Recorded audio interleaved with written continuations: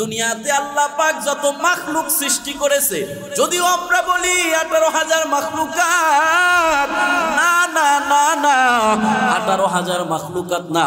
আল্লাহ পাক কোরআনের মধ্যে জানায় দেয়, ওয়ায়াখলুকু মা লা তা'লামুন।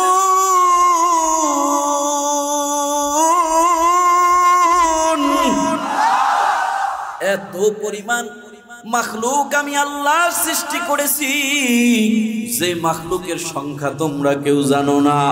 দুনিয়ার কোনো মাখলুক জানে না আমি আল্লাহ কি পরিমাণ মাখলুক সৃষ্টি করেছি।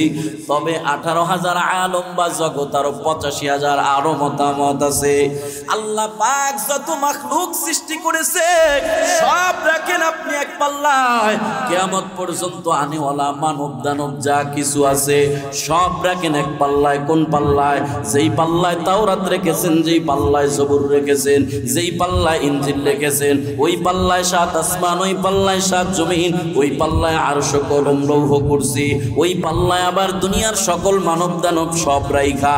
এবার আপনি কোরআনকে ওজন করবেন, বলে কোরআনটাকে পুরা রাখার দরকার না। ওই যে ছাত্ররা বোর্ডের মধ্যে বিসমিল্লাহ লেখছে, তাহলে বিসমিল্লাহটা কি ফাতিহার আয়াত না? আবার সূরাতুল বাকারা পড়তে গেলে সেখানেও দেই বিসমিল্লাহ, ইখলাস পড়ি তাতেও বিসমিল্লাহ, সব সূরার শুরুতে বিসমিল্লাহ। তার মানে বিসমিল্লাহটা সূরার আয়াত না। তবে কোরআনের কারিমের তেলাওয়াত করতে গেলে বিসমিল্লাহ লাগে। নামাজ পড়তে যেমন হুজুর প্রয়োজন হয়, তেলাওয়াত করলে তেমন বিসমিল্লাহর প্রয়োজন হয়। ওই বিসমিল্লাহটা কোরআনের আয়াত না। যেই পাল্লায় 7 আসমান, 7 জমিন, লৌহ, কলম, মানব দানব সব রেখেছেন, ওই পাল্লায় তাওরাত, জবুর, ইনজিল সব রেখেছেন। এবার বলে কোরআনের আয়াত রাখার দরকার নাই, পুরা কোরআনের একটা সূরা রাখারও দরকার নাই। ওই আরেকটা পাল্লায় কোরআন পড়তে যে বিসমিল্লাহর প্রয়োজন হয়, শুধু বিসমিল্লাহটা রাখেন।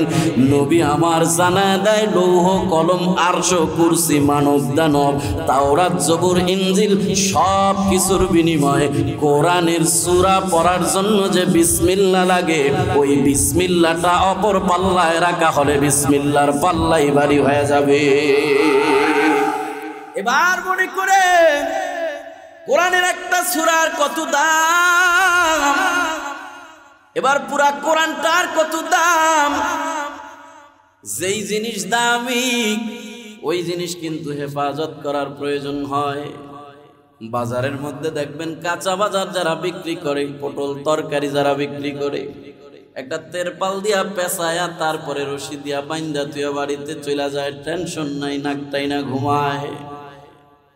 স্বর্ণের দোকানের মধ্যে দেখবেন লকারের পরে লকার, তালার পরে তালা, এরপরে আবার বড় করে একটা কেসি গেট, ওই কেসি গেটের মধ্যে আবার 4টা 5টা তালা আছে না নাই? কেন এতগুলো তালা মারা হলো? অথচ পটল, আলু, তরকারি সবগুলারে তেরপাল দিয়া পেঁচায় থুয়া গেছে। কয় পটল, তারু, তরকারি যা কিছু আছে এগুলোর মোকাবেলায় স্বর্ণের অনেক দাম। দামি জিনিসটাকে হেফাজত করার প্রয়োজন হয়। আল্লাহ বলে যেহেতু সমস্ত তাওরাত, জবুর, ইনজিল, কোরআন, আসমান জমিন সব কিছুর চাইতে আমার কোরআনটা দামি, এজন্য এই কোরআন আমি নাজিল করেছি। আর দামি হওয়ার কারণে কোরআনের ব্যাপারেই আমি বলেছি, ইন্না নাহনু নাযালনা যিকরা ওয়া ইন্না লাহু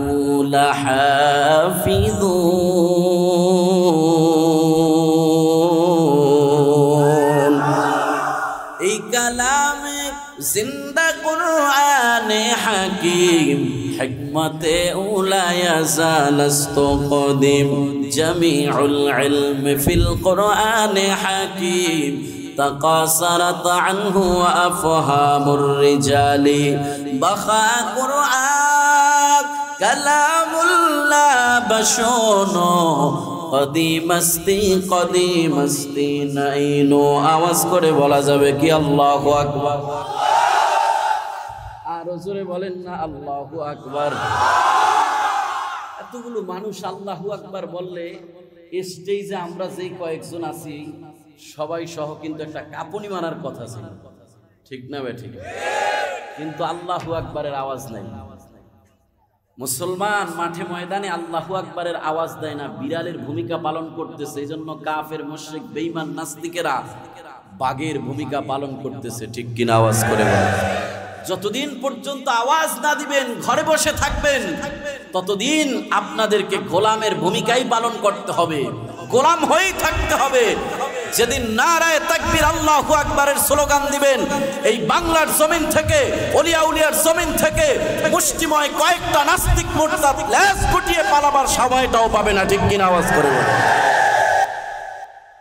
मैं दूर हो मजबूर हो ऐ सैयद आलम, मैं दूर हो मजबूर हो ऐ सैयद आलम, दीदार दिखाते नहीं आवाज सुना दो, दीदार दिखाते नहीं आवाज सुना दो, मैं सूरत यूसुफ को नहीं चाहने वाला, का इश्क़ मनंदे नहीं मैं आशिक़ लैला, का इश्क़ मनंदे नहीं मैं आशिक़ लैला,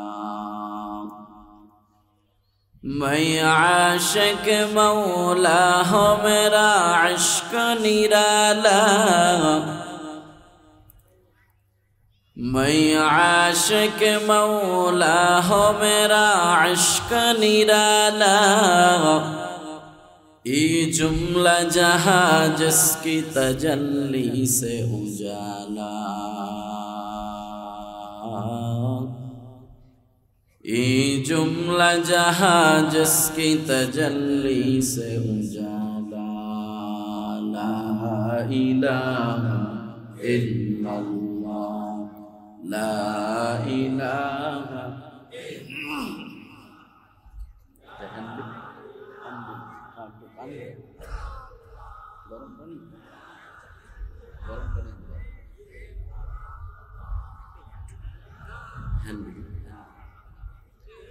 আপনাদের জিকির করতে কষ্ট হয়?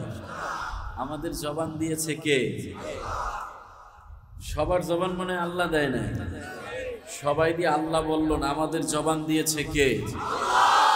এই পৃথিবীতে আমি বক্তার মতো আরো বক্তা আছে না নেই? আমাদের এলাকার চেয়ারম্যানের মতো আরো চেয়ারম্যান আছে না নেই? এমপির মতো এমপি আছে না নাই? মন্ত্রীর মতো মন্ত্রী আছে না নাই? আল্লাহর মতো আর আল্লাহ আছে কয়জন? একজনও আছে। আল্লাহ কয়জন? তার মতো কেউ নাই। এই কথাটাই তো মোহাব্বতের আওয়াজ, একটু জোরে বলবেন, লা ইলাহা ইল্লাল্লাহ, লা ইলাহা লা ইলাহা ইল্লাল্লাহ, লা ইলাহা ইল্লাল্লাহ, লা ইলাহা ইল্লাল্লাহ, লা ইলাহা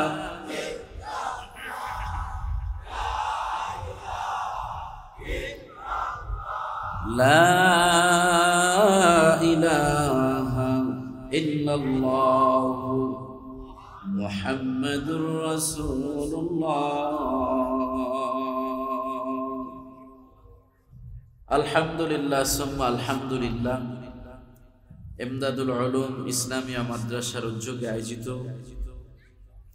চতুর্থ বার্ষিক ওয়াজ মাহফিলের মুহতারাম সভাপতি, প্রধান অতিথি, বিশেষ অতিথিবৃন্দ, মঞ্চে উপবিষ্ট হযরত উলামা ইকরাম, আমার সামনে উপবিষ্ট বহু দূর দূরান্ত থেকে আগত আল্লাহ পাক রব্বুল আলামিনের জাকিরিন, শাকিরিন, মুহিব্বিয়ান আযম, বৃদ্ধ বাবাজি, সমবয়সী কলিজার টুকরা যুবক ভাই, পর্দার আড়ালে অবস্থানরত সম্মানিতা মা ও বোনেরা, আল্লাহ রব্বুল ইজ্জতুল জালালের দরবারে অসংখ্য অগণিত শুকর যে দয়াময় আল্লাহ রব্বুল ইজ্জত আল জালাল অত্যন্ত দয়া করে, মায়া করে, মোহাব্বত করে, ভালোবেসে, পছন্দ করে আজকের এই মাহফিল তথা জান্নাতের বাগানে এসে বসবার মতো তৌফিক দান করেছেন। এজন্য সে মহান মালিকের আলিশান দরবারে অবনত মস্তকে শ্রদ্ধাজনিত কণ্ঠে অন্তরের অন্তরস্থল থেকে সকলের শুকরিয়া আদায় করে বলি আলহামদুলিল্লাহ। যে পরিমাণ মানুষ আমাদের মাঠে জমা হয়েছে, সবাই যদি আলহামদুলিল্লাহর আওয়াজটা জোরে দিত, আমার মন বলছে আওয়াজটা আরো বড় হইত। কি বলেন আপনারা? সবাই কিন্তু আলহামদুলিল্লাহর আওয়াজটা জোরে দেয় না। কারণ কি আমি জানি না। শুরুতেই সালাম দিছি, সবাই উত্তর দেন না। দুরূদ পড়তে বলছি, কেউ পড়েন কেউ পড়েন না। এরপরে জিকির করতে বললাম, তাও কেমন যেন আপনাদের মধ্যে একটা দুর্বলতার ভাব দেখা যাচ্ছে। আসলে কারণ কি? মাহফিলটা পেয়ে মনে হয় আপনারা খুশি হন না। সবাই খুশি? এই এলাকার মানুষের খুশির আওয়াজ আসতে হয় না জোরে হয়? আমাদের আল্লাহ বড় না ছোট? আমাদের কোরআন বড় না ছোট? আমাদের ইসলাম বড় না ছোট? আমরা মুসলমান জাতি বড় না ছোট? মুসলমানের আওয়াজ কি আসতে হয় না জোরে হয়? সত্যি জোরে হয়। তাহলে পরীক্ষামূলক আস্তে একটা আওয়াজ দেয়া সবাই বলেন আলহামদুলিল্লাহ। এটা আপনাদের আস্তে আওয়াজ, মাশাআল্লাহ। এইটাই যদি আস্তে আওয়াজ হয় তাইলে বোঝা গেছে আরো জোরে আওয়াজ দেওয়ার মতো শক্তি আপনাদের আছে। আওয়াজ করে বলতে হবে, হিজলার মানুষ আছে না নাই? যদি আরো শক্তি থেকে থাকে আর আজকের এই মাহফিল পেয়ে যদি সত্যি খুশি হয়ে থাকেন, কেবলমাত্র একমাত্র শুধুমাত্র মহান আল্লাহকে খুশি করার জন্য আকাশ বাতাস মুখরিত করে বজ্রকণ্ঠ আওয়াজ দিয়ে ডানে বামে সামনে পিছনে সবাই মিলে আল্লাহর দেওয়া জবান দিয়ে, আল্লাহর দেওয়া কণ্ঠ দিয়ে, শরীরের সর্বোচ্চ শক্তিটুকু ব্যয় করে আরশের মালিককে খুশি করার জন্য বলি আলহামদুলিল্লাহ। মাশাআল্লাহ। এবার একটা পর্যায়ে আসছে। এবার দূরের মানুষেরা এই আওয়াজটা শুনলে মনে করব না, কিছু মানুষ মজলিসে আছে, আমাদেরও যাওয়া দরকার। একজন মানুষ যদি আপনার এই আওয়াজে আজকের এই মাহফিলে এসে বসে যায়, আদাল্লু আলা খাইরিন কাফাইলিহি, এই হিসাবে যে পরিমাণ নেকি নিয়ে বান্দা ময়দান থেকে বিদায় নিবে, আপনার নেকি ছাড়াও তার নেকির সমপরিমাণ একটা অংশ আপনার আমলনামায় আল্লাহ লিখে দিবেন। তাহলে মাঝে মধ্যে এমন যদি আওয়াজ করার একটু সুযোগ আছে, সুবহানাল্লাহ, আলহামদুলিল্লাহ, আল্লাহু আকবার বলা যাবে ইনশাআল্লাহ। তবে অনুরোধ জায়গা মতো বলবেন, কারণ জায়গা ছুঁয়ে বেজায়গায় বললে আবার সমস্যা আছে না নাই? সুবহানাল্লাহর জায়গায় নাউজুবিল্লাহ কইলে আবার সমস্যা না? তারপরেও যদি নাই বুঝেন একবারে বইলেন এক জায়গায়, যা আছে কপালে দেখা হইব সকালে, সকালে দেখা হইব না, চলে যাবে, বলা যাবে ইনশাআল্লাহ। মুহতারাম হাজিরিন, চতুর্দিকে ইসলাম মুসলমানের বিরুদ্ধে গভীর ষড়যন্ত্র চলছে। এই ষড়যন্ত্রকে রুখে দিতে আপনাকে আমাকে যে হাতিয়ার ব্যবহার করতে হবে, সেই হাতিয়ারের নাম হলো পবিত্র আল কোরআনুল কারীম। এটাই হলো এমন এক মাধ্যম, যে মাধ্যম দিয়ে আপনাকে আমাকে সামনে অগ্রসর হতে হবে, দুনিয়ার সফলতা এবং আখিরাতের মুক্তি অর্জন করতে হবে। এই কোরআনুল কারীম ছাড়া দুনিয়াতে সফলতা, আখিরাতে মুক্তি কোশ্চিন কালেও সম্ভব। বহু মানুষ দুনিয়ার সফলতার জন্য কোরআন ছাড়া, কোরআনের বাহিরে সফলতা খুঁজতেছে। খুঁজতে খুঁজতে খুঁজতে খুঁজতে এক সময় ঘরের দরজায় আজরাইল চলে আসছে, দুনিয়ার সব রেখে বিফল হয়ে শূন্য হাতে কবরে চলে গেছে। ঠিক কিনা বলেন? তাহলে সফলতার মূল মন্ত্র হলো আল কোরআনুল কারীম। এটা দিয়েই আমাদেরকে কি করতে হবে? সফল হতে হবে আখিরাতে মুক্তির জন্য। এটা দিয়েই আমাদের সংগ্রাম করতে হবে। আল্লাহ পাক তৌফিক দান করুন, জোরে বলেন আমিন।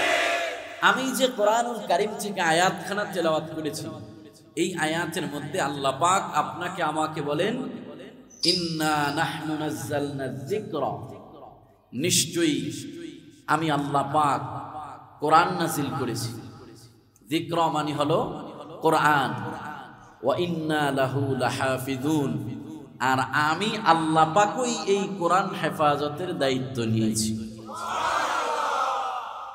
পিছনের মানুষেরা মনে হয় আজকে বাড়ি থেকে ওয়াইফের সাথে ওয়াদা করে আসছে আজকে সুবহানাল্লাহ সুবহানাল্লাহ কমুনা। হ্যাঁ, সুবহানাল্লাহ বললে সওয়াব না গুনাহ? তো এই সওয়াব অর্জন করবেন কবে? মরার পরে। আলহামদুলিল্লাহ কবে বলবেন? কবরে যায়া। হ্যাঁ, কবে কবে? ওয়া'বুদ রাব্বাকা হাত্তা ইয়াতিয়াকাল ইয়াকিন,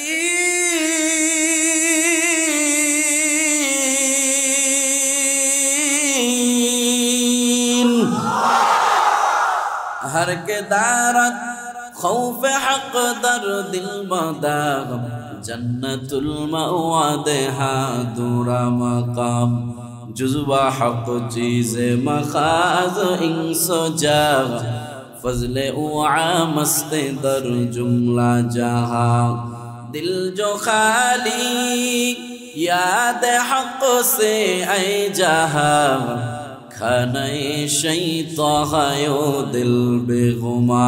আওয়াজ করে মুহাব্বতে বলা যাবে কি আল্লাহু আকবার। হিজলা এলাকার যুবক ভাই আমার, পর্দার আম্মা জান, মাইকের আওয়াজ যত দূর পর্যন্ত যায় অনুরোধ করব পায়ে ধরে হাতে ধরে কথাগুলো ভালো করে লক্ষ্য করে শুনবেন।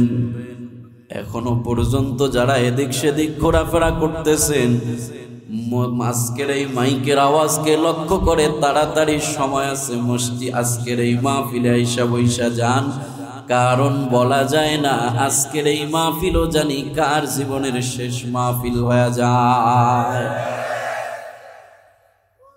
তবে মনে রাখবেন, ইবাদত করার সময় কিন্তু দুনিয়াতে, আখিরাতের মধ্যে, কবরের মধ্যে ইবাদত করার আর সুযোগ নাই। আল্লাহ বলে দুনিয়ার গোলাম, ওয়া'বুদ রাব্বাকা হাত্তা ইয়াতিয়াকাল ইয়াকিন, নিশ্চিত মরণ আসার আগেই তুমি তোমার ইবাদত, রবের ইবাদত করে নাও। কারণ প্রত্যেকটা মানুষের জন্য নির্ধারিত একটা সময় আছে। ওই নির্ধারিত সময় যখন চলে আসবে, আজরাইল যখন ঘরের দরওয়াজায় চলে আসবে, রূহটা কবজ করে যখন নিয়ে যাবে, এরপরে আর আমল করার সুযোগ নাই। আমল করার সুযোগ হলো মরার আগে। মরার আগেই আপনাকে আমল করে আমল নামা ভারী করে নিতে হবে। উদাহরণ দিতে গিয়ে কিতাবের মধ্যে আশরাফ আলী থানভী রাহমাতুল্লাহি আলাইহি আপনাকে আমাকে বুঝায়, আল্লাহ ওয়ালা আল্লাহ পাকের একজন প্রিয় গোলাম সফরের মধ্যে রওনা হয়। হঠাৎ করে সামনে একটা কবরস্থান পড়ে যায়। বান্দাটা দয়াদ্র হয়ে কবরস্থানের মানুষের কথা স্মরণ করে কবর পারে যারা কবর নিয়ত, কবর জিয়ারতের নিয়তে দাঁড়ায় যায়।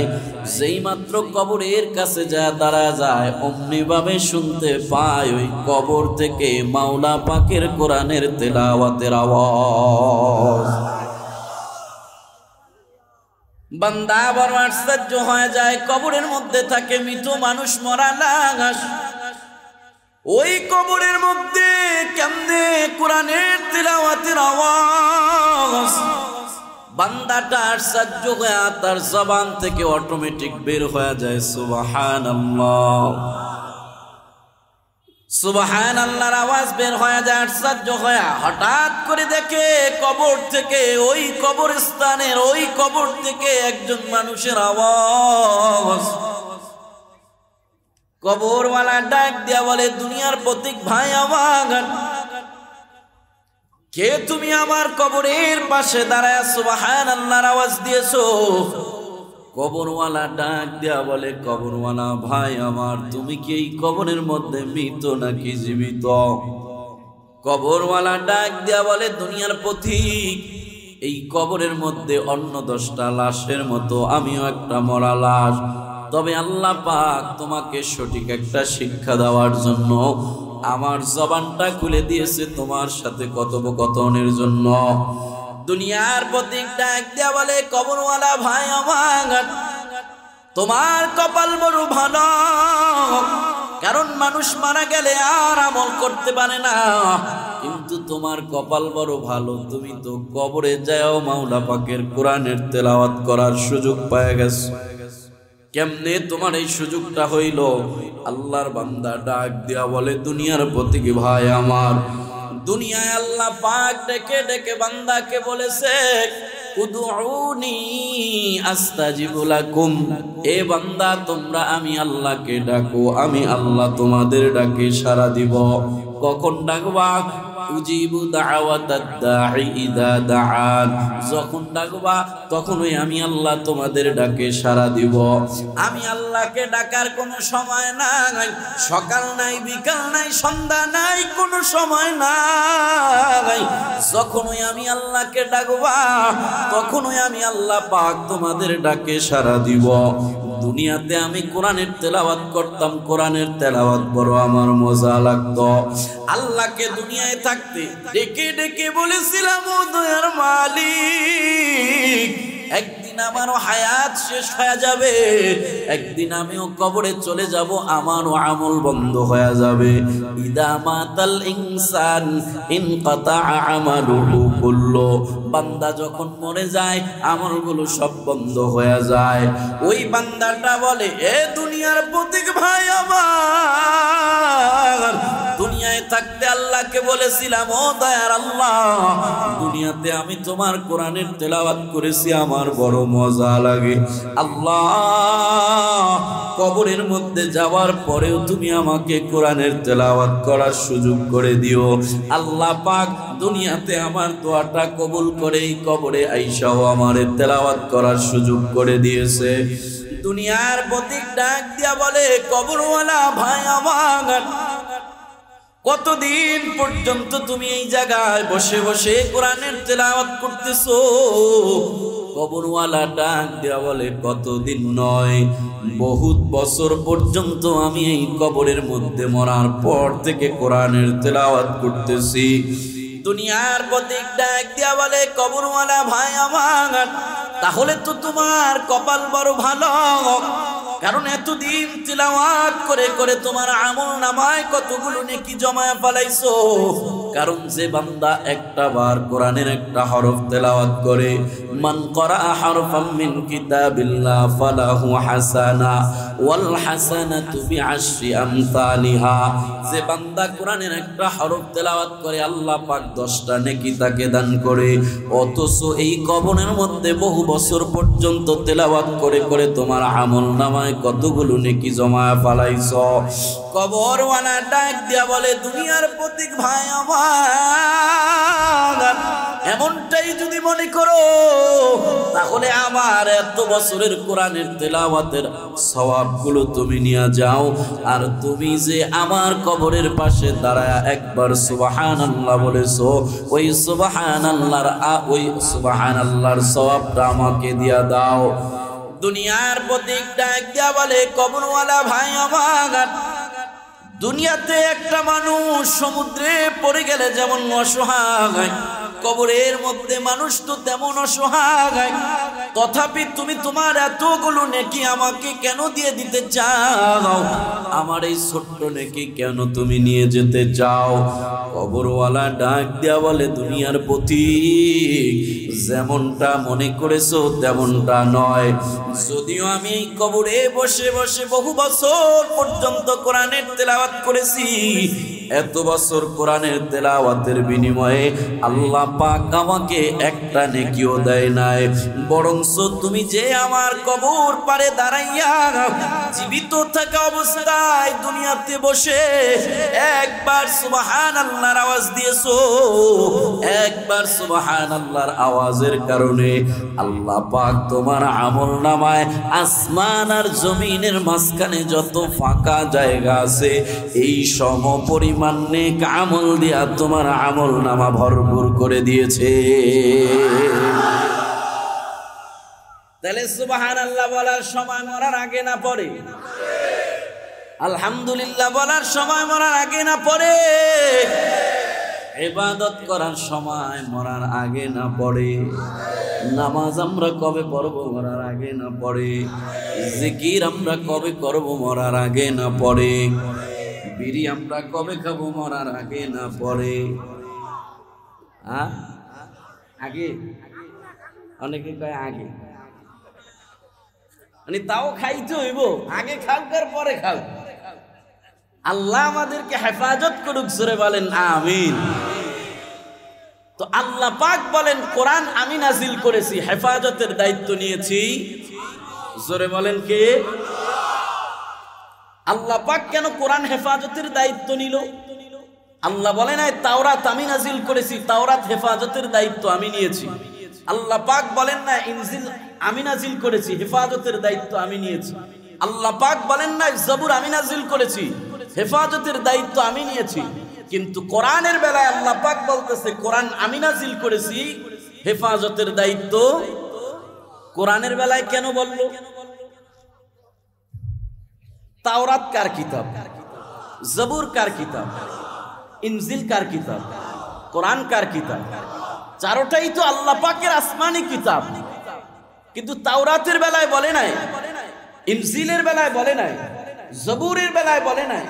কোরআনের বেলায় কেন বললো কোরআন আমি নাজিল করেছি, হেফাজতের দায়িত্ব আমি নিয়েছি? কেন বললো? আগে আমরা বুঝবো এগুলার মূল্য কোনটার কথা। তাওরাতের মূল্য কেমন, ইনজিলের মূল্য কেমন, জবুরের মূল্য কেমন, কোরআনের মূল্য কেমন।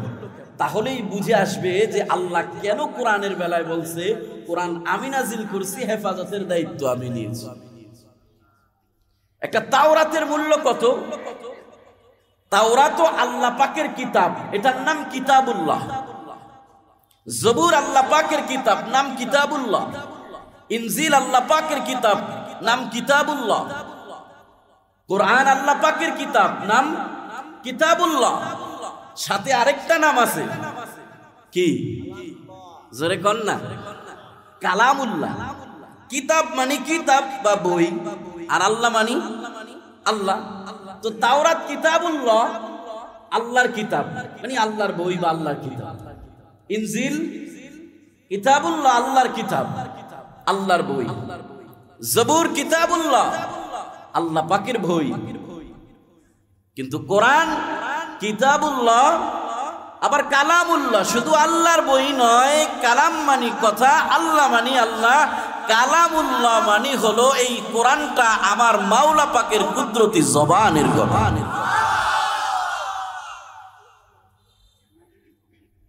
তাওরাত, জবুর, ইনজিল এগুলোকে আল্লাহ পাক নাজিল করেছেন কেমনে?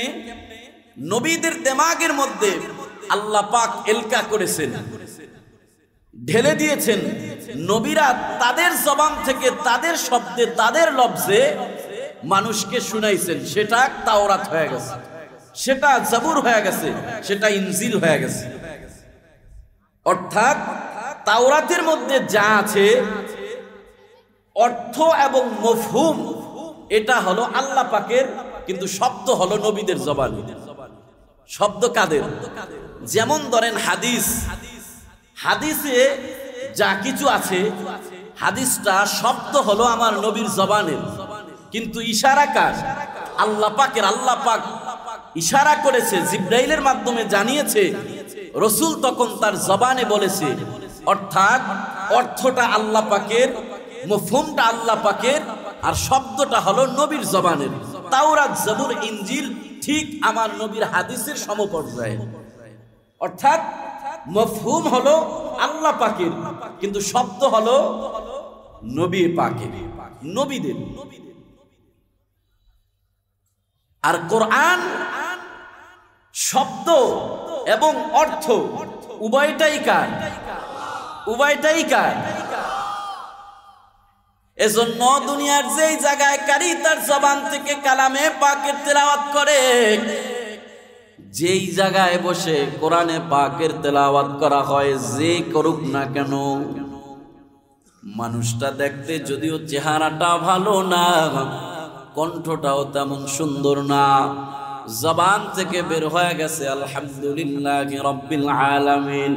নবী আমার হাদিসের মধ্যে জানায় দেয়, যেহেতু কোরআনটা আমার মালিকের পবিত্র জবানের কথা, এজন্য যেই জায়গায় যেই রঙের যেই কালারের মানুষই হোক না কেন, যে কোনো মানুষ তার জবান থেকে কোরআনের আওয়াজ দেওয়ার সাথে সাথে ফেরেশতারা ওই মানুষের জিহ্বাটার মধ্যে চুমু খাইতে আরম্ভ করে দেয়। এবার আসেন তাওরাতের কত দাম, কত দাম। এক পাল্লায় যদি দুনিয়ার সব আসমান জমিন রাখা হয়, আসমান রাখছেন এক পাল্লায়, জমিন রাখছেন এক পাল্লায়, তাওরাত কিতাবটা রাখছেন এক পাল্লায়, আসমান জমিন রেখেছেন এক পাল্লায়, ইনজিল কিতাব রেখেছেন আর এক পাল্লায়, তাওরাত কিতাব ইনজিল কিতাব যে কোনো এক পাল্লায়, জবুর কিতাব যে কোনো এক পাল্লায়, আসমান জমিন সব রেখেছেন এক পাল্লায়। তাহলে আসমান আর জমিনের সমমানে, আসমান আর জমিনের তুলনায় তাওরাত জবুর ইনজিলের পাল্লাই ভারী হয়ে যাবে।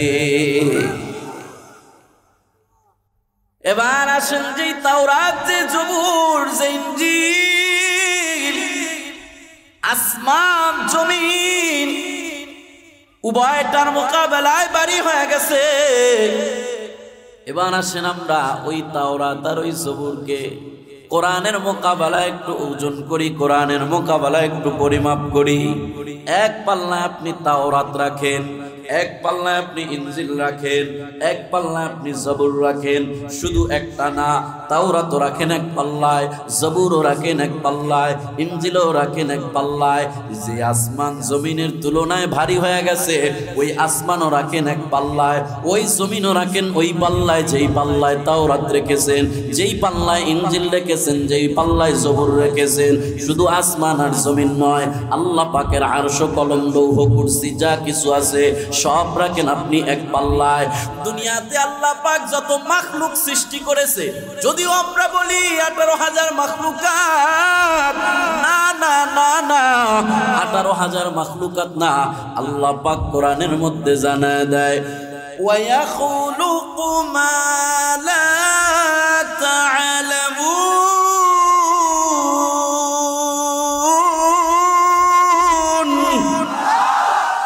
এত পরিমাণ মাখলুক আমি আল্লাহ সৃষ্টি করেছি, যে মাখলুকের সংখ্যা তোমরা কেউ জানো না। দুনিয়ার কোনো মাখলুক জানে না আমি আল্লাহ কি পরিমাণ মাখলুক সৃষ্টি করেছি। তবে 18,000 আলম বা জগৎ, আরো 85,000 আরো মতামত আছে। আল্লাহ পাক যত মাখলুক সৃষ্টি করেছে সব রাখেন আপনি এক পাল্লায়। কিয়ামত পর্যন্ত আনেওয়ালা মানব দানব যা কিছু আছে সব রাখেন এক পাল্লায়। কোন পাল্লায়?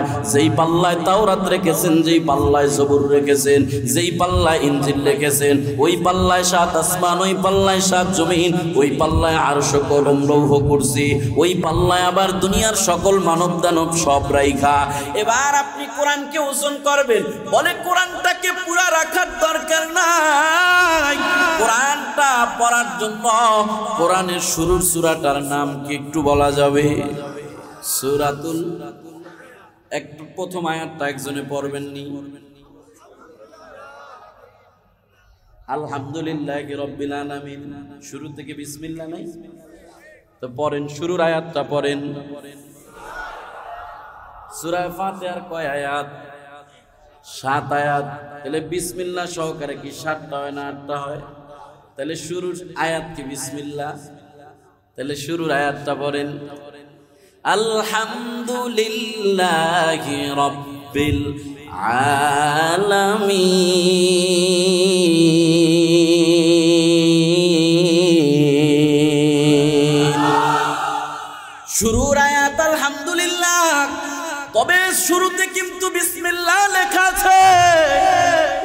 ছাত্ররা বোর্ডের মধ্যে বিসমিল্লাহ লেখছে, তাহলে বিসমিল্লাহটা কি ফাতিহার আয়াত না? আবার সূরাতুল বাকারা পড়তে গেলে সেখানেও দেই বিসমিল্লাহ, ইখলাস পড়ি তাতেও বিসমিল্লাহ, সব সূরার শুরুতে বিসমিল্লাহ। তার মানে বিসমিল্লাহটা সূরার আয়াত না, তবে কোরআনের কারিমের তেলাওয়াত করতে গেলে বিসমিল্লাহ লাগে। নামাজ পড়তে যেমন হুজুর প্রয়োজন হয়, তেলাওয়াত করলে তেমন বিসমিল্লাহর প্রয়োজন হয়। ওই বিসমিল্লাহটা কোরআনের আয়াত না। যেই পাল্লায় সাত আসমান সাত জমিন লৌহ কলম মানব দানব সব রেখেছেন, ওই পাল্লায় তাওরাত জবুর ইনজিল সব রেখেছেন। এবার বলে কোরআনের আয়াত রাখার দরকার নাই, পুরা কোরআনের একটা সূরা রাখারও দরকার নাই। ওই আরেকটা পাল্লায় কোরআন পড়তে যে বিসমিল্লাহর প্রয়োজন হয়, শুধু বিসমিল্লাহটা রাখেন।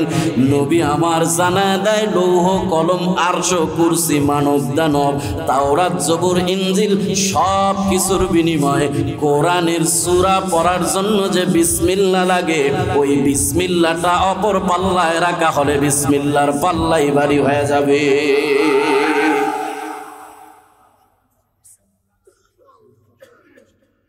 তাইলে এবার একটা সূরার কত দাম,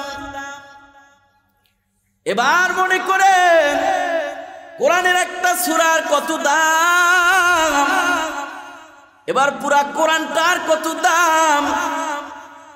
যেই জিনিস দামি ওই জিনিস কিন্তু হেফাজত করার প্রয়োজন হয়। বাজারের মধ্যে দেখবেন কাঁচা বাজার যারা বিক্রি করে, পটল তরকারি যারা বিক্রি করে, একটা তেরপাল দিয়া পেঁচায়া তারপরে রশি দিয়া বাইন্দা তুইয়া বাড়িতে চলে যায়, টেনশন নাই, নাকটাই না ঘুমায়।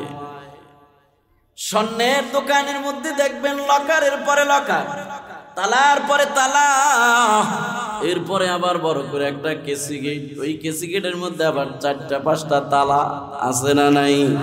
কেন এতগুলো তালা মারা হলো? অথচ পটল আলু তরকারি সবগুলারে তেরপাল দিয়া পেঁচায়া থুয়া গেছে। কয় পটল তারু তরকারি যা কিছু আছে এগুলোর মোকাবেলায় স্বর্ণের অনেক দাম।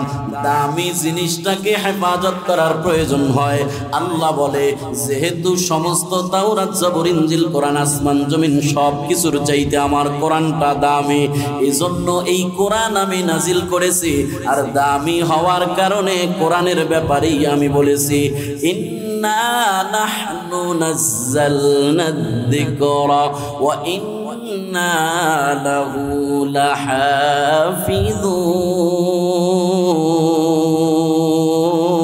লাহাফিযুন। এই কালামে জিন্দা কুরআনে হাকিম হিকমতে উলা ইয়াজালাস্তু কদিম জামিউল ইলমি ফিল কুরআনে হাকিম তাকাসারাত আনহু ওয়া আফহামুর রিজালি বাখা কুরআন কালামুল্লাহ বাশনো কদিমাস্তি নাইনো। আওয়াজ করে বলা যাবে কি আল্লাহু আকবার?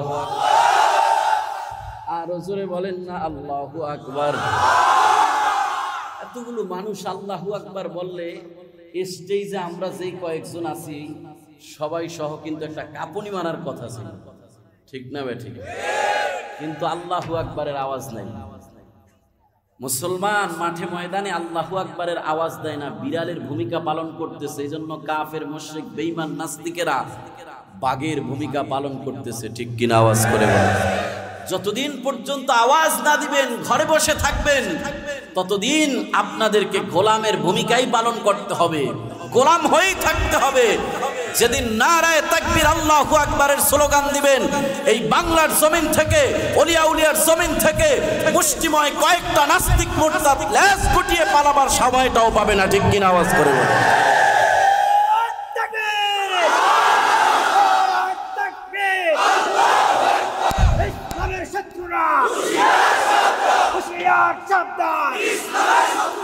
ইসলামের শত্রুরা, নাস্তিকদের দালালেরা, নাস্তিকদের কালো হাত ভেঙে দাও, ঘুরিয়ে দাও।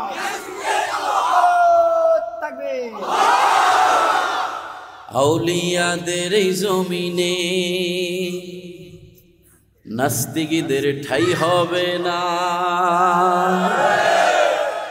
মুসলমানের এই জমিনে নাস্তিকদের ঠাই হবে না, নানা রে হাই পাবি না ইসলামের দুশ্মনেরা, নানা রে হাই পাবি না নবীজির দুশ্মনেরা, নানা রে হাই পাবি না নবীজির দুশ্মনেরা।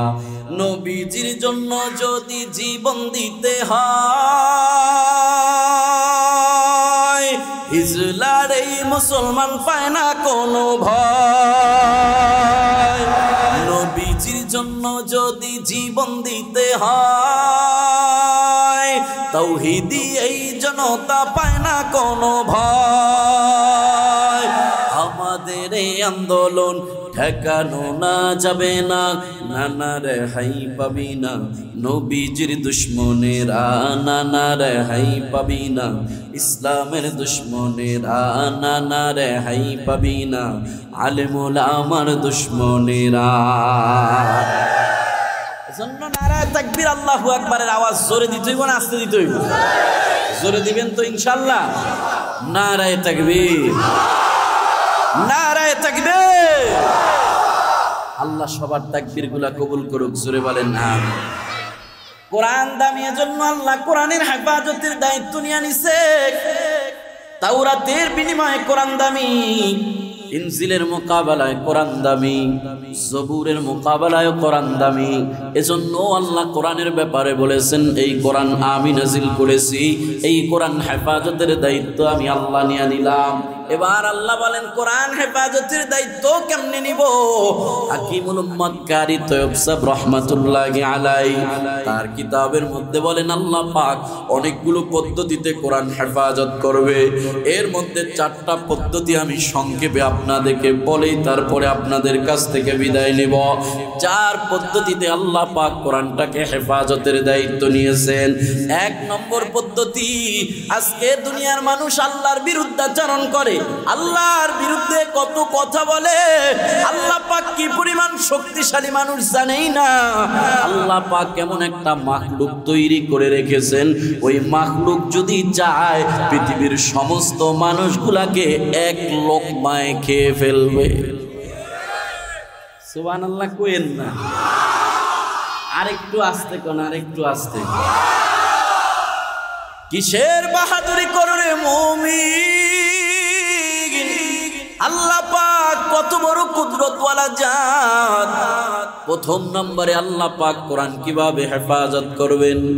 আল্লাহ পাকের আরশে আজিমের উপরে আল্লাহ পাক একটা জায়গা রেখেছেন, শহর রেখেছেন। ওই শহরটার নাম হলো কাফ শহর। আল্লাহ পাক ওই জায়গায় কোরআন হেফাজতের দায়িত্ব কেমনে নিয়েছে জানেন? এই যে কোরআনের মধ্যে আলহামদুলিল্লাহ বললে, আলিফ লাম হা মিম দাল, আলহামদুলিল্লাহ লিখতে যেমন আল্লাহ পাক ওই কাফ শহরে এইভাবে একটা পাহাড় সৃষ্টি করে রেখেছেন, লিল্লাহি রাব্বিল আলামিন, আলিফ লাম মিম হা মিম। এইভাবে কোরআনের প্রত্যেকটা শব্দের বিনিময় এক একটা শব্দ লিখতে যেমন ওই শব্দের আদলে ওই অক্ষরের মতো করে আল্লাহ পাক ওই কাফ শহরের মধ্যে আল্লাহ পাক এক একটা পাহাড় সৃষ্টি করেছেন। ঠিক আলহামদুলিল্লাহ লিখতে যেমন কাফ শহরে আল্লাহ পাক এমন একটা পাহাড় সৃষ্টি করেছে, লিল্লাহি লিখতে যেমন আল্লাহ পাক এই লিল্লাহির আদলে একটা পাহাড় সৃষ্টি করেছেন। এইভাবে কোরআনের শুরু থেকে নিয়ে শেষ পর্যন্ত যতগুলো শব্দ আছে প্রত্যেকটা শব্দের আদলে আদলে এক একটা পাহাড় সৃষ্টি করে আল্লাহ পাক কোরআন হেফাজতের দায়িত্ব নিয়ে নিছে। 2 নম্বর, আল্লাহ পাক কোরআন হেফাজতের দায়িত্ব কেমনে নিয়েছে? কোরআন হেফাজতের 2 নম্বর মাধ্যম আল্লাহ বানাইছে। আল্লাহ বলেন লৌহে মাহফুজ নামে আল্লাহ পাক একটা তখতা বানাইছে, বোর্ড বানাইছে। ওই বোর্ডের মধ্যে আল্লাহ পাক কোরআনটারে সম্পূর্ণ কোরআন লেখা হেফাজতের মাধ্যম বানায়া দিছে।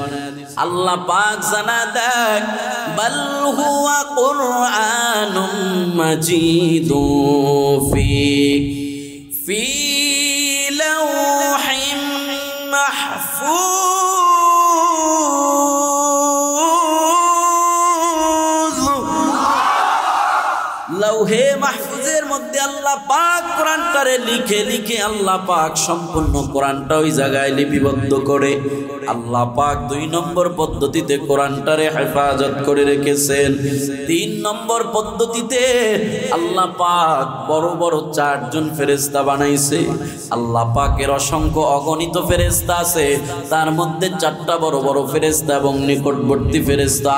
একজন ফেরেশতার নাম হলো জিবরাইল আলাইহিস সালাম, আরেকজন ফেরেশতার নাম হলো আজরাইল আলাইহিস সালাম, আরেকজন ফেরেশতার নাম হলো ইসরাফিল আলাইহিস সালাম, আরেকজন ফেরেশতার নাম হলো মিকাইল আলাইহিস সালাম। আল্লাহ পাক কোরআন হেফাজতের 3য় নম্বরে মাধ্যম কেমনে বানাইছে? ওই যে মিকাইল নামক একজন ফেরেশতা আছে, ওই মিকাইল ফেরেশতাটাকে আল্লাহ পাক এত বড় বানাইছে। বলা হয় যদি মিকাইল ফেরেশতাটা তার স্বরূপে সম্পূর্ণ রূপে আসল রূপে দাঁড়ায় যায়, মিকাইল ফেরেশতার মাথা যায় ঠেকবে আল্লাহ পাকের আরশে আজিমের মধ্যে, আর পা যায় ঠেকবে 7 তবক জমিনের নিচে তাহতাস সারা, একেবারে 7 তবক জমিনের নিচে শেষ সীমায় যায় মিকাইলের পা ঠেকবে, আর উপরে যায় মাথা ঠেকবে। ফেরেশতা যদি এত লম্বা হয়, এত বড় হয়, তাহলে ওই ফেরেশতার কপালটা একেবারে 1 মুঠ ছোট হবে। ছোট না বড়? শুধুই বড় না অনেক বড়? ফেরেশতা যদি এত বড় হয়, 7 আসমান 7 জমিনের চাইতো ফেরেশতার আকার বড়। এক একটা আসমানের পরিমাণ, এক একটা আসমান কত মোটা? এক একটা আসমানের মোটার দূরত্ব হলো 500 বছরের রাস্তা। আবার প্রত্যেকটা আসমানের মাঝখানের ফাঁকা জায়গার পরিমাণ হলো 500 বছরের রাস্তা। এক একটা আসমান আল্লাহ পাক এক একটা ধাতু দিয়া বানাইছে। আসমান জমিনের এই দূরত্বের চাইতেও যদি ফেরেশতা বড় হয়, তাহলে সেই ফেরেশতাটার কপাল কত বড় হইতে পারে? বলা হয় দুনিয়ার 2 ভাগের 1 ভাগ পানি, কেউ কেউ বলে দুনিয়ার 3 ভাগের 2 ভাগ পানি, আবার কেউ বলে দুনিয়ার 2 ভাগের 1 ভাগ পানি। যেটাই হয় না কেন, পানির সংখ্যা তো অনেক বেশি। দুনিয়ার সমস্ত সমুদ্রের পানিগুলা যদি ওই মিকাইল ফেরেশতার মাথায় ডালা হয়, মিকাইল ফেরেশতা আল্লাহ এত বড় বানাইছে, ওই পানিগুলো বায়া নিচে পড়তে পড়তে, অর্থাৎ কপাল বেবে পড়ার আগেই পানিগুলো শুকায়া যাবে। আল্লাহ পাক কোরআন হেফাজতের 3য় নম্বর সিস্টেম বানাইছে। যে মিকাইল ফেরেশতার কপালটা তো বড়, ওই মিকাইল ফেরেশতার কপালের মধ্যে আল্লাহ পাক 30 পারা কোরআন লেখা দিয়েছে। আর জোরে কন্যা সুবহানাল্লাহ।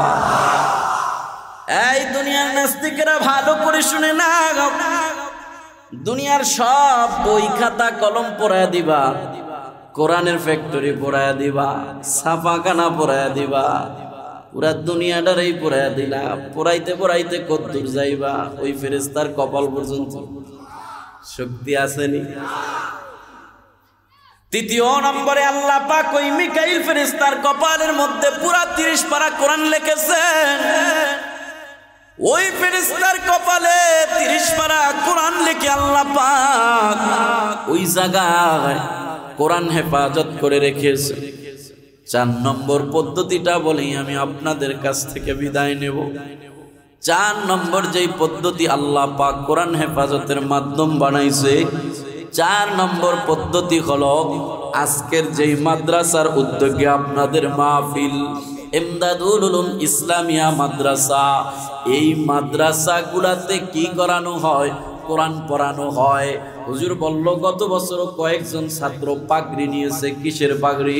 বলে হাফেজে কোরআন হয়েছে তারা, অর্থাৎ পুরা কোরআনটাকে মুখস্থ করেছে। মুখস্থ করে কোথায় রাখছে? বাড়িতে নিয়ে আলমারির মধ্যে। না না না ভাই আমার, 6-7 বছরের ছোট ছোট সন্তান, ওই সন্তানগুলো যারা নিজেরা নিজেদের খাবারটা ভালো করে গুছায় খাইতে পারে না, যে সন্তানগুলো নিজের কাপড়গুলো ভালোভাবে ধৌত করতে পারে না, নিজের সাজসজ্জা নিজে খাইতে করতে পারে না, নিজের কাজগুলো পরিপাটিভাবে নিজেরা করতে পারে না, ওই ৬-৭ বছরের এক একটা সন্তানের সিনার মধ্যে আল্লাহ পাক ৩০ পারা কোরআন ঢুকায় দিছে। ওই সন্তানগুলোর জন্য আরে ৩০ পারা কোরআন মুখস্থ করা তো দূরের কথা, ওরা ওদের বংশের বাবার দাদার দাদার পরদাদার নামও ভালো করে জানে না। আমি আপনিও তো দুনিয়ার কোনো বই মুখস্থ করে শোনাইতে পারি নাই। ভুল আর ভুল, ভুল আর ভুল, ছোট্ট একটা ছোটি কিতাব তাও মুখস্থ করা যায় না। কয়েকটা নামের তরকারির লিস্টি দিয়া দিছে, বউ বাজারে যাইতে যাইতে কয়েকটা ভুলে গেছি, আছে না নাই?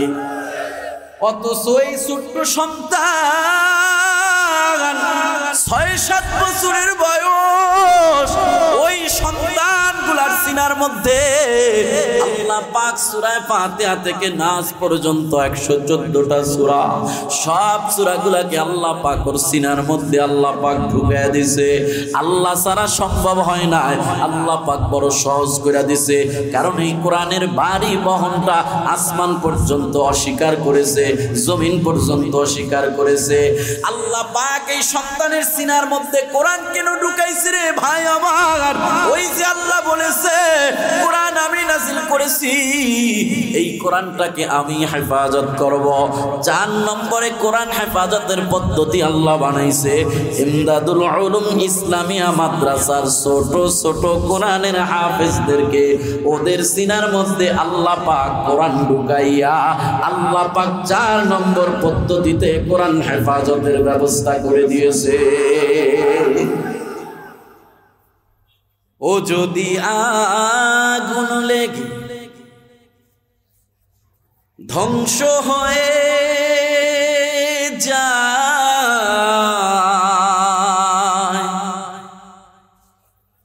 ধ্বংস হয়ে যায়, ও যদি আগুন লেগে ধ্বংস হয় পৃথিবীর সব বইয়ের দোকান, তবু বিশ্ব থেকে হারাবে না পবিত্র কোরআন। তবু বিশ্ব থেকে হারাবে না পবিত্র কোরআন, তবু বিশ্ব থেকে, বলেন, বিশ্ব থেকে হারাবে না পবিত্র কোরআন, তবু বিশ্ব থেকে হারাবে না। কেমনে করবে আগুন ধ্বংস কোরআনের তেজ? আছে ইমদাদুল উলুম মাদ্রাসাতে শত শত কোরআনের হাফেজ, ও তারা সাফাইয়া আসমানি গ্রন্থ বাঁচাবে কোরআনের মান। তবু বিশ্ব থেকে হারাবে না পবিত্র কোরআন, তবু বিশ্ব থেকে হারাবে না পবিত্র কোরআন, তবু বিশ্ব থেকে হারাবে না পবিত্র কোরআন। ওই নর্থ সাউথ ইউনিভার্সিটিতে আমার কোরআনকে অবমাননা করার জন্য কোরআনকে ওরা পায়ের নিচে রেখে কোরআনকে পদদলিত করেছে। আমরা নাস্তিক মুরতাদদেরকে জানায়া দিতে চাই, কোরআনের অবমাননা তোমরা যতই করো না কেন, কোরআনকে তোমরা যতই পোড়াও না কেন, কোরআনের ছাপাখানা যদি পৃথিবীর বুক থেকে তোমরা পুড়িয়ে দাও না কেন, কোরআনের স্থান হয়েছে মুমিনের অন্তরে। মুমিনের অন্তরে মুমিন যতদিন থাকবে, মুমিনের অন্তরে কোরআন থাকবে। ওখান থেকে তোমরা কোরআনকে বের করতে পারবা না, ঠিক কিনা? আওয়াজ করে। কোরআনের হাফেজের মধ্যে আল্লাহ পাক কোরআনটারে ঢুকাইয়া কোরআন হেফাজত করার মতো আল্লাহ ব্যবস্থা করে দিয়েছে। তার মানে কোরআনের হাফেজ থাকবে যতদিন, কোরআন দুনিয়াতে টিকে থাকবে ততদিন। এবার আরেকটু যদি ভিতরে যাবে, এই কোরআনের হাফেজ তৈরি হয় কোত্থেকে? ইমদাদুল উলুম ইসলামিয়া মাদ্রাসা থেকে, দারুল উলুম মুঈনুল ইসলাম হাটহাজারী থেকে, অমুক মাদ্রাসা হরিনাথপুর মাদ্রাসা থেকে, দুনিয়ার সমস্ত মাদ্রাসা থেকে কোরআনের হাফেজ তৈরি হয়।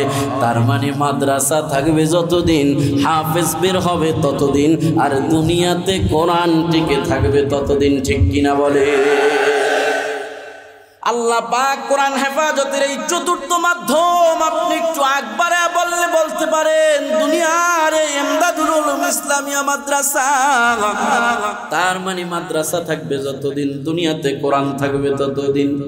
তাহলে আমাদেরকে আল্লাহ পাক জানায় দিল ইন্না নাহনু নাযালনায যিকরা ওয়া ইন্না লাহু লাহাফিজুন, আমি আল্লাহ কোরআন নাজিল করেছি, আমি আল্লাহ কোরআন হেফাজত করব।